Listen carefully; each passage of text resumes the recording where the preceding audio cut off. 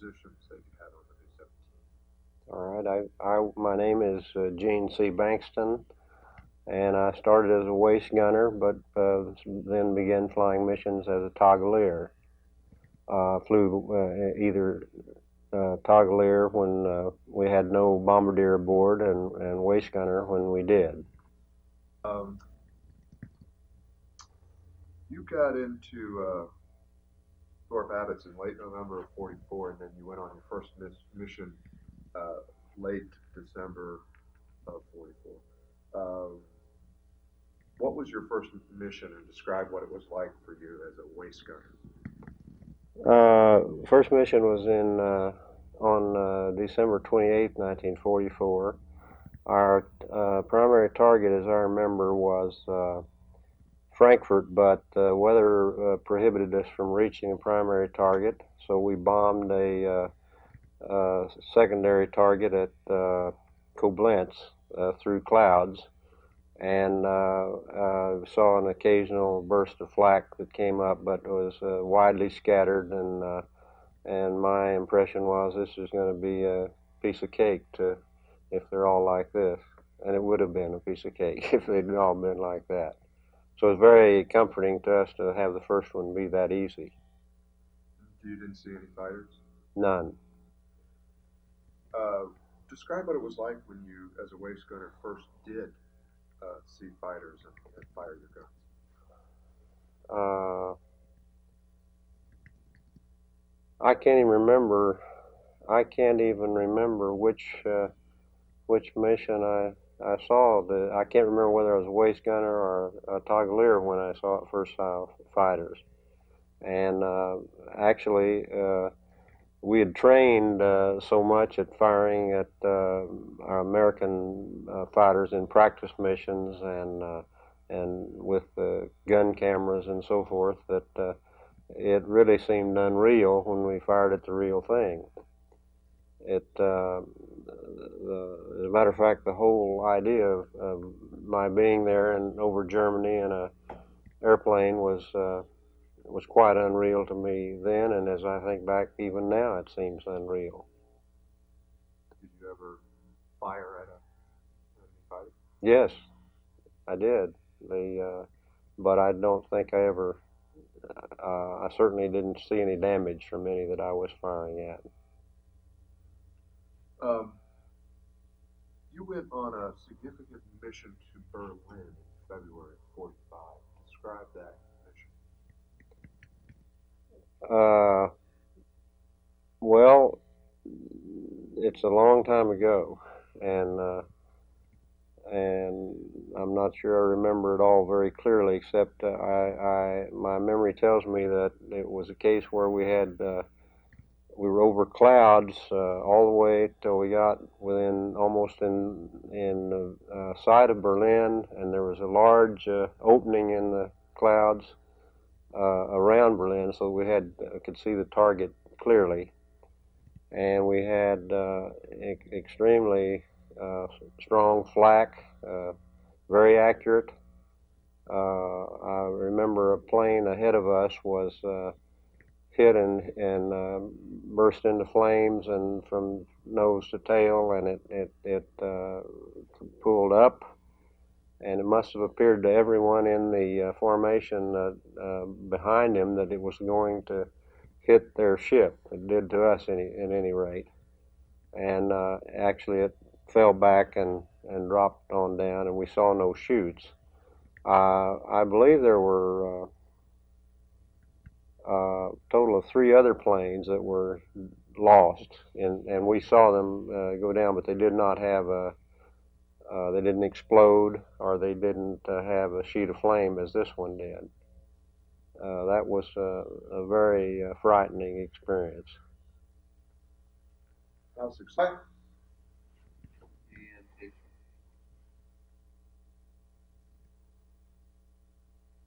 On that Berlin mission, were you as a toggler or as a waist gunner? As a toggler, that's how I had the view of the plane ahead of us coming back, appearing to come back toward us. Actually, it was slowing up and we were going toward it. Describe how it appeared to you sitting up there in the front of front plexiglass nose of the plane when you dropped your bombs? Well, when we dropped our bombs, you could immediately, of course, I could see bombs from the planes ahead of us dropping, but also I could lean out in the plexiglass nose and see the bombs falling directly down from us. And they appeared to be falling straight down, whereas they were actually following a trajectory forward and down. And it was the exact opposite. The exact opposite appeared to us because of our relative motion, and I could see them almost all the way to the target area. And then when they exploded, we could actually see the explosions, which were recorded in so-called strike photos with various planes in the formation had cameras mounted under them to accomplish these strike photos. What was your cue as a toggler to drop your bombs? The cue was the lead bombardier, the bombardier in the lead ship, dropped bombs and included some smoke bombs that it left a trail so there'd be no doubt that those following would see it. And all the other bombardiers and toggaliers released their bombs at the same time then, as soon as they saw the signal from the lead ship. And did the plane react at Yes, all? yes, of course. It made alerts sort of as the weight was left the plane. And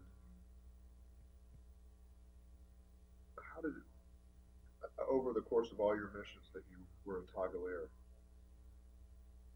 do you have any feelings about dropping bombs on targets? Well, you know,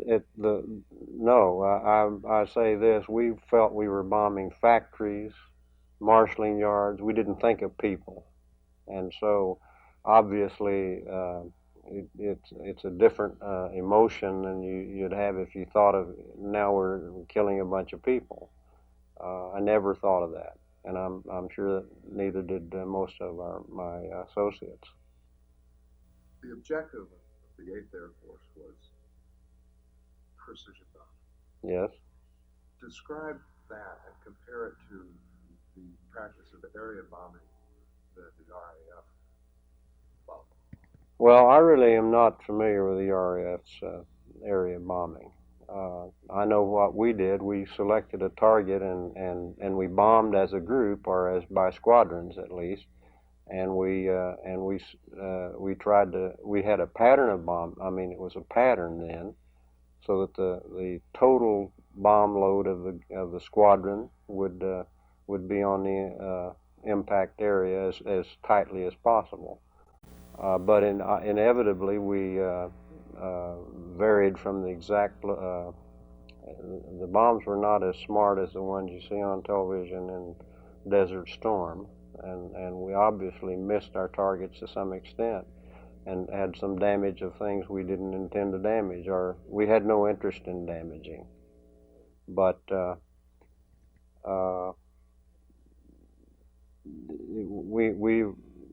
we felt like we were in war. We weren't just was a nation against a nation, and the Germans had attacked cities before us, even very indiscriminately. So I never had any hesitation or any concern about what we were doing. What was it like to be part of a B-17 crew? Well, it was almost like family. It's interesting that I spent only a relatively short time with the crew, but I felt closer to them than any group of people I ever, other than family members, that I was ever associated with in my life. And I think that was probably true of all crews. You did 33 missions in the space of just slightly more than 100 days. you were doing a mission almost every 3 days. What was that pace like? Well, that pace would have not been too bad, except that for one stretch we flew, I believe it was 8 days in a row. And I can tell you during that period, when we got only a few hours sleep per night, we were so exhausted that that our fear almost disappeared, because we were just going through the motions mechanically. And so in a way, it was better to do it in a short period of time rather than string it out over a longer period. And there were, particularly among the commanders, there it took longer to get their 25 or 30 or 35 missions as they were required, because it was strung out. And I don't know how they felt, but I suspect had I been one, I would have been more nervous about it than I would in having done it in a short period of time. Tell us about the B-17 as an aircraft. Well, you really ought to ask someone who flew it as a pilot rather than me. But I can tell you that we saw B-17s come back after severe damage that made the plane look like it was being capable of flying. So we felt very confident that we had a reliable airplane.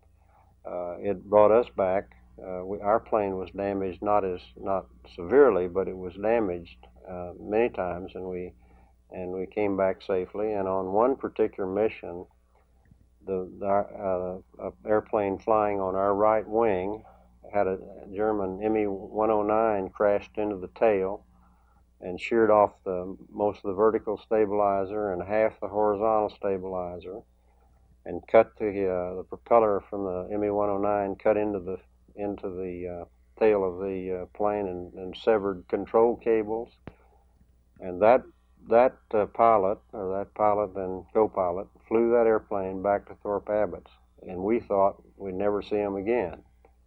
It happens that the pilot of that plane, Joe Martin, lives in Houston, where I live now, and I didn't know it until recently, and just met him a couple of years ago. And he didn't even know the name of the pilot that I flew with, Ronald Lebo. He didn't even know. He just remembered that he was up under the wing, as he put it, he got as close as he could because of the severe fighter attack. So you witnessed this? I did. I was flying in the waist on that mission, and he was on our right wing, and I didn't actually see the fighter hit him. I looked away, looked back, and the debris was flying, and he was damaged. And then shortly after, he had to leave the formation because he couldn't keep up. Did you all ever have a crash landing or a close call? Strangely, the only crash landing we had was in training in Sioux City, Iowa. We had a case where the co-pilot was making a hooded instrument takeoff with an instructor pilot in the co-pilot seat, and our regular pilot, Ronald Lebo, was standing behind the other two pilots.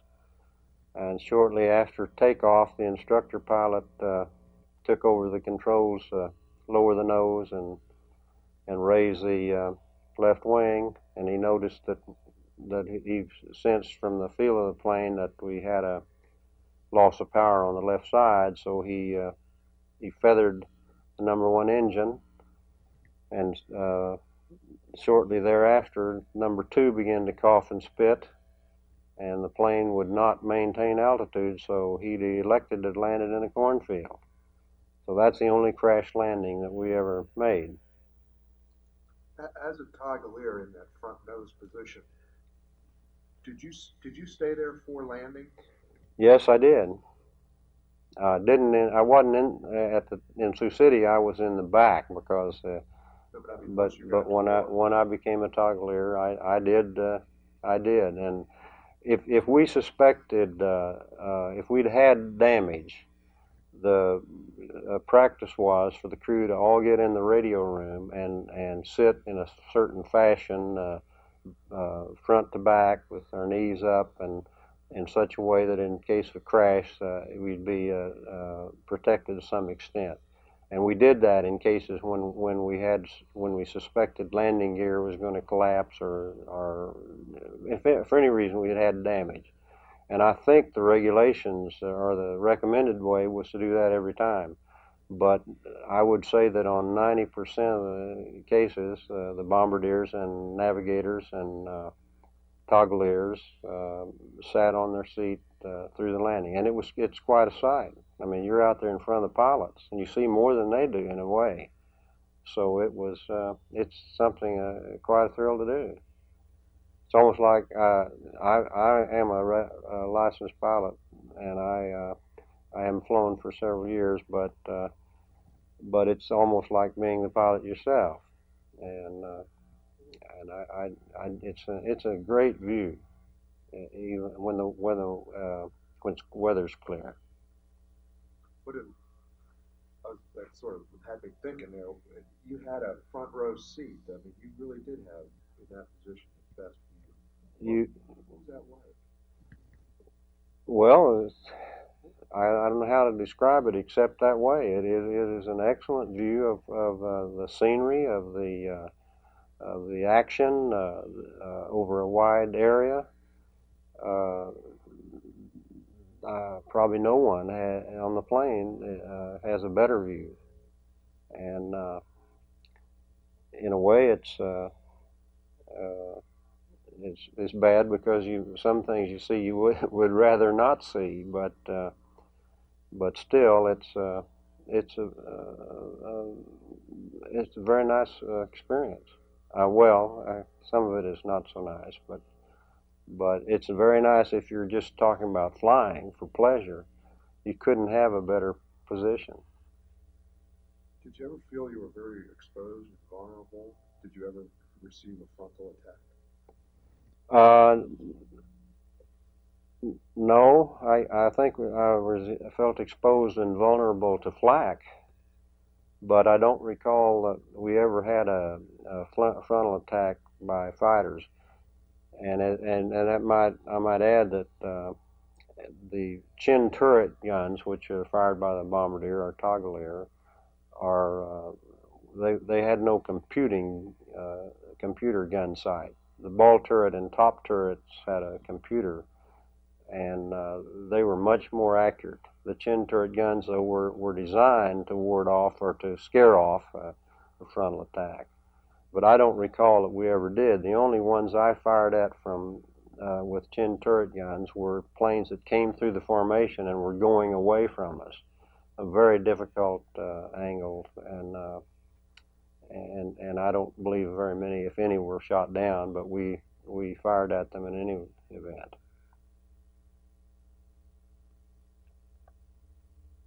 The period in the war of your tour occurred largely after we had claimed air superiority over the Luftwaffe. Was that apparent to you? Was that obvious? Did you all know that? We were told that, and we didn't. They didn't seem to know it on December 31st when they shot down 12 of our airplanes out of 36 in over Hamburg. They also didn't know it on April 7th when we went to Buchan on April 7th, 45. We were attacked by planes for I think it was 35 minutes, and that's the time that the ME-109 crashed into our right wingman. I can't imagine that any attack ever during the war was any more severe than that. I didn't think we'd ever get back, but it happens that we flew a lot of missions that we didn't see a fighter.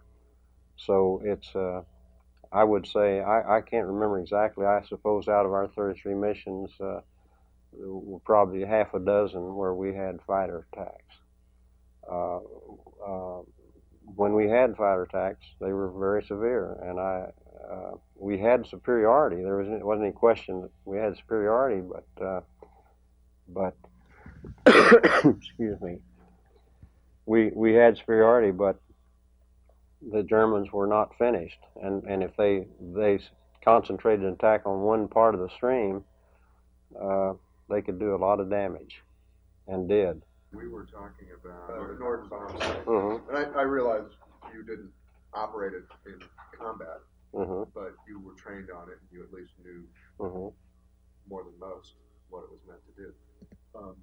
Okay. Again, what was the significance of the Norden bomb site? Well, it enabled us to bomb from what we considered extremely high altitudes and with a great deal of accuracy. It had to correct for wind speed, wind temperature, the wind resistance to the bombs, and so it did all of that that would have been impossible to do in any other way, not manually, that is. So I think it had a great deal to do with our success in bombing. Why why did the pilot give up control of the airplane to the Norden? Explain. The bomb site had an automatic pilot linkage with the controls, and that enabled the bombardier to maneuver the plane into position to hit the target. Uh, Coordinating the bombardier's attempt to line up his on his target with the through conversation with the pilot would have been extremely difficult, not impossible. So what it did was, in effect, put the bombardier flying the plane, and he could move it if he needs to go a little right. He went a little right because he moved the bomb site. The plane would move in the proper direction, and it enabled him to do something that would have been impossible to coordinate between a bombardier and a pilot without the link up. Did it also prevent the pilot from taking unnecessary evasive action or whatever? No, it didn't, because the pilot could always override it. But as far as I can remember, on any of our missions, there was never any evasive action taken while we were on the bomb run. In other words, the bombardier dictated the path of the airplane and of the airplanes, and we went into evasive action immediately after release of the bombs. Now, I've heard stories of people doing evasive action on the bomb run, which would obviously have had an adverse effect on the bombing accuracy, but I witnessed none of that in my missions. And we were from the so-called initial point IP to the target, we were absolutely going straight, and as near straight as a bombardier required. And then thereafter we went immediately into evasive action, which is a lot more comfortable. All that. What was that? How long was that period from the IP, the actual drop, and what was it like? Seemed like years, but I don't remember. I would say it was probably it couldn't have been more than a quarter of an hour. I'd have to check my. I really don't remember. But what did it feel like? It felt like ages. Were you scared? No, well, was I scared? Yes, I was scared, but it's not. It didn't. I wasn't scared to where it prevented me from doing what I had to do. It's interesting that it's said that more co-pilots became what is called flak happy than any other position because they didn't have anything to do. The pilot didn't want to turn the controls over to anyone else under those conditions, and I didn't have much to do, but I was concentrating on looking at to be sure that I saw the bombs drop from the lead plane, and that gave me something else to think about. I could take my eyes off the plane momentarily, but I needed to concentrate on it. So I think that I felt less fear during that period just because there was something else to think about. In and under fighter attack, all the gunnery positions, and including toggler, navigator, radio operator, we all had something to do. The co-pilot was sitting there, seeing the planes come, and so it must have been more frightening on average for the co-pilots than anyone else. But everyone had fear. There's no question about it. But I never saw anyone unable, on our crew, unable to perform his role because of fear. Describe flak in some detail. What was it like? What impact did it have on the plane if it didn't hit it altogether? Well, if it was just, it looked like puffs of black, soft smoke with a little orange center out there. If it was if it got close to you, it sounded like hail on a metal roof as it showered the plane.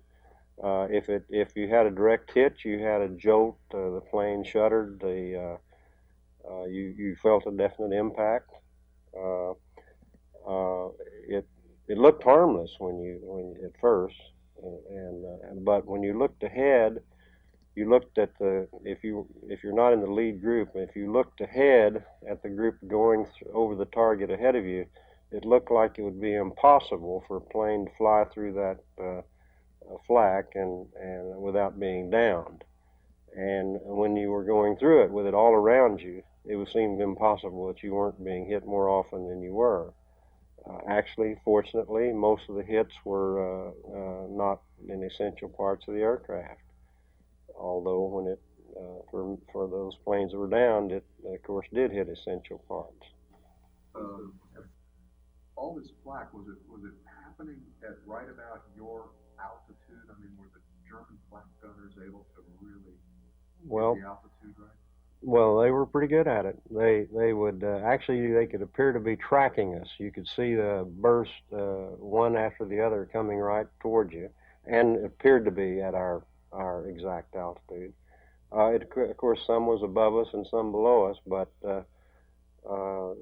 it was sometimes very accurate. In fact, it was most of the time it was very accurate. And you asked me earlier about the air superiority. The actual flak defense became concentrated. They moved those. If they moved back from the front, the flak guns weren't left behind. At least many of them were not. So they became even more strongly defended as far as flak was concerned. It is true, however, that very few airplanes were. I mean, a lot more planes were shot down by enemy aircraft than by flak. But the flak made you very vulnerable to enemy aircraft attack. You had to fall out of the formation. Um, Altitude for dropping bombs, was it always about the same, or did different things factor into what would be your bomb altitude? Yes, different things affected what altitude we bombed, but on the average, I believe most of our missions were around 25,000 feet. But we bombed, I remember bombing an airfield in Holland. We bombed from 15,000 feet, and we had no flak and no fighters on that particular mission. So that's what was called a milk run. Because it was easy? Yes, because it was easy. Did you have a lot of those? Or? Depends on who's describing them. I didn't feel we had a lot, but we certainly did have a few that turned out to be milk runs. We had one that was supposed to be a milk run that was one of the worst missions we had. So you didn't know what was a milk run and what wasn't before the fact. Give us the big picture of, in your opinion, what was the contribution of the B-17 and the crews that flew the planes to the war effort? Well, that's a tough thing for me to say. I feel like, first of all, I'm obviously prejudiced, but there were many B-17s, more than any other bomber, and they could take a lot of punishment, and they could bring the crews back. I mean, a lot of crews back safely. There isn't any question in my mind that a lot of damage was done to factories, to refineries, to railroads. Even though they were able to repair many of them, it still had a detrimental effect on German war production. I can say that if I had been in Germany and witnessed every day hordes of bombers coming over and dropping bombs I know not where, it would have had a very adverse effect on my morale, and it must have had an adverse effect on morale on the civilians and military alike. So even if we didn't do much, even if we had not done a lot of damage, it would have been a contribution worth making. My memory, my memory of it doesn't make me feel like that I particularly had a large contribution. I feel my personal contribution was infinitesimal. Perhaps even my crew was. But when you look at what the group did as a whole, and certainly what the Eighth Air Force did as a whole, I feel that it was had a very large impact on the war. I think that various analysts have looked at it and reached different conclusions, but I feel very good about our part in it. Did you know a fellow? Did you know Rosie Rosenthal when you were there? Yes, I did. Tell me about it. He was just a hero of our group. He was a legend. There were stories about him. Some of them maybe not true, but some were true. He came back from one mission. His ship was the only one to return to England. That was not while I was there, but it was one of the stories I heard. He is a very modest person. He not swashbuckling like the movies may make a hero pilot. But he was a hero. He was dedicated. I don't remember how many missions he flew, but he flew far more than were required. I suspect it was over 50. He was shot down on the mission to Berlin in, I believe, February 3rd of 45, and I was on that mission, and we thought, well, Rosenthal is finally gone, but he returned about a month later with his arm in a sling and had bailed out over territory occupied by Russian troops and was saved again. He seemed to have a charmed life, and he is probably one of the most loved veterans of the Hunters Bomb Group by all of us. In other words, when you got to Fort Babbitt and you found out about this guy, he was already a legend at that point. He was, yes, and his name was Major as far as I was concerned at that point. His first name was Major.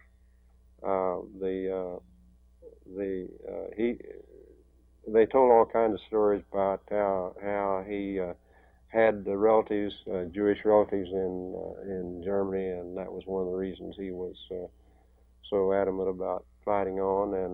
And whether that's true or not, I don't know to this day. But I know that he was a very determined warrior, and after the war I guess he never flew as a pilot again. He went to his law practice, and I guess that's it. But he was the first president, I believe, of our association, and was a president for several years, at a time, incidentally, when I was not even a member of the association. How did he treat you and guys like you over there? Well, he couldn't be better. I mean, it's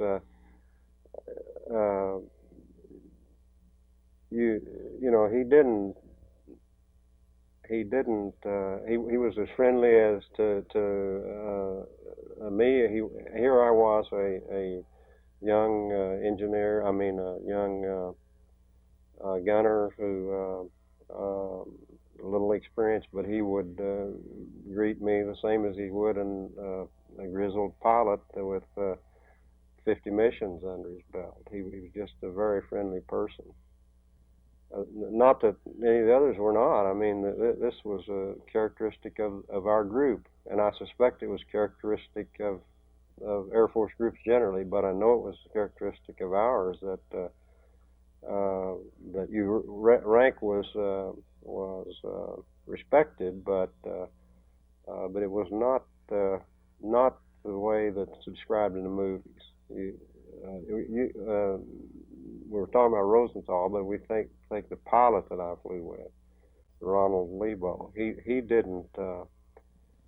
He never made any speeches to us about what we were going to do and how we should conduct ourselves. We just quietly went about it and did it, and we didn't. He was called Ronald by me and by all the others, and he called me by my first name, and there was no sergeant this or lieutenant that, and it was pretty relaxed or casual relationship because we all had sort of technical jobs to do, and we did them.